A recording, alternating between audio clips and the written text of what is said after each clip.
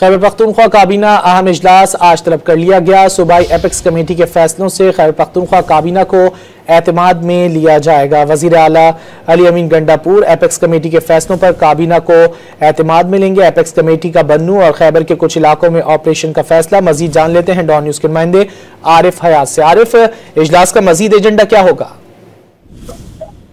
जी बिल्कुल, ये जो सूबाई एपेक्स कमेटी है उसके मुतालिक जो है तो आज खैबर पख्तूनख्वा काबीना इजलास में वज़ीर आला तमाम काबीना अरकान को वो एतमाद में लेंगे और जो बनू खैबर और जनूबी अजला के बाद इलाकों में दहशतगर्दों के खिलाफ ऑपरेशन होने वाला है और वहाँ पर जो इनखला होगा मकामी थोड़ी सी आबादी से मकामी आबादी की इनखला होगी, उसके हवाले से इंतजाम का जायजा इस काबीना इजलास में लिया जाएगा और उससे मुतालिक जो दीगर उमूर है उस पर बात की जाएगी।